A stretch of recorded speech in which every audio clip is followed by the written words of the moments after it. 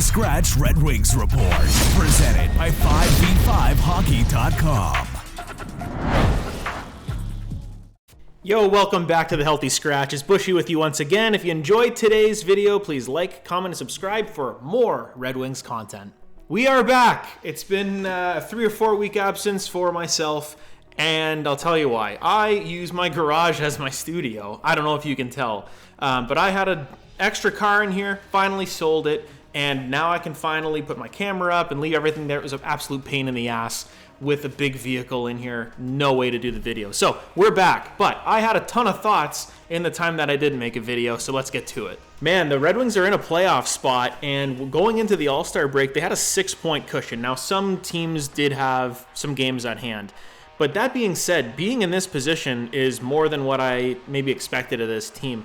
Now what I really wanted to see is, this was actually an All-Star game that I paid attention to. The skills competition was really cool. Even though DeBrincat did not partake, I don't think it really matters that much because we saw 10, well, we'll say 9 because Kucherov didn't give a shit, but 9 amazing players, top of the league, compete head-to-head for a prize in every single event where maybe it's not their forte, and it was kind of a neat elimination thing with points. I think this is what they need to do going forward because it was, obviously McDavid's going to win, but it was still interesting to see some of these guys do competitions that maybe you never thought they'd do. Now, obviously, having guys like DeBrincat and a lot of the other players not partake, a little bit of a bummer.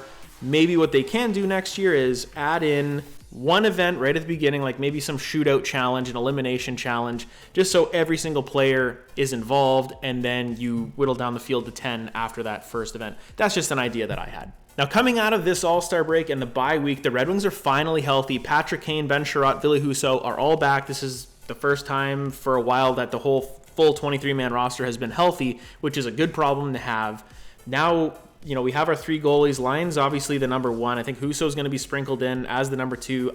I don't think Reimer's going to really see any playing time at all unless there's injuries, which hopefully there isn't, because that if Reimer's playing, we're probably toasted. But getting Chiarot back is a plus, and I would have shocked myself saying that last year, but he has been very serviceable this year, and I'll give him credit. So getting him back is good. And then Ville Husso, obviously, and that Patrick Kane, you know, getting him back for the power play and sticking him on the second line. I want to see him up on the top line at one point. I mean, he hasn't really played with Larkin. I want to see a Larkin, DeBrincat, and Kane line at one point. We probably will see it. And, you know, it mixes it up on the power play now because there's always going to be a player maybe left out. And both of those lines are pretty even. I've always said to maybe load up one line, but when both of them are clicking like this and doing well, I don't think you break that up. You try to maybe disperse the talent around. If they ever get into some trouble, maybe, okay, we'll load up one power play and put everybody on it. But I am really excited to have Patrick Kane back. And this leads us to the next discussion. It's something that we'll look at for the next month is, what do you think the Red Wings are going to do at the trade deadline? If they're in a position like they are right now, they're obviously not going to sell. I don't think anybody's going to get traded away. A lot of people are, you know, with Patrick Kane, oh, what if they fall out of a playoff spot? This is why I'm hoping they don't, because I kind of want Patrick Kane to stick around, and I've stated that I would love to sign him for a year or 2 more. Obviously, his hip is holding up. The injury that he had was not his hip, guys. Okay, it was something different. So injuries happen. Everybody's saying injury prone.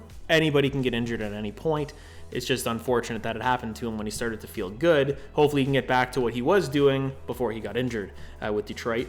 And at the deadline, I want to hang on to him. The best case scenario is we're not selling. I'm getting sick and tired of getting to around trade deadline and going, who are we going to get rid of here? I don't want to do that again. You know, we've been doing it enough.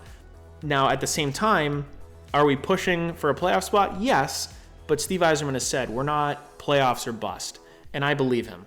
So I think he's going to let this team try to figure it out themselves. Now, if there's a trade to be made, or maybe there's not a lot that you have to give up to get somebody, the problem that I see is I don't see the Red Wings going after a rental type player. So, you know, one guy that keeps getting floated around is Noah Hannafin. You're going to have to sign him. He's going to be making a lot. You're going to have to give up a lot to get him. I would love to get a defenseman like Noah Hannafin. Don't get me wrong. So if they could swing it, like, let's do it. But I don't see like a Chris Tanev type or any of these guys that would be a UFA coming up. I don't see us getting rid of draft picks or prospects to bring somebody in. I think they're going to probably have the same type of roster after the trade deadline. We'll see what happens because there's a lot of hockey to be played getting up to that deadline. If they fall out of it, then yeah, they'll be selling. I really hope they don't, but they have a slew of games. They're playing Vancouver on Saturday. Hopefully that goes well. Me and Bobo will be there. He's a Canucks fan, so hopefully we stick it to them. They're first in the league right now, which is unbelievable. But they have some games against the Canucks, the Oilers, some big teams that, it's a measuring stick game. Can we get points from these guys and stay in the hunt? Because all the teams that we're chasing or trying to stay ahead of, you can't take the foot off the gas. It's got to be pedal down from here until the end of the year. All right, guys, if you enjoyed the video, please hit the like button, hit subscribe. I will see you in the next one. Take care.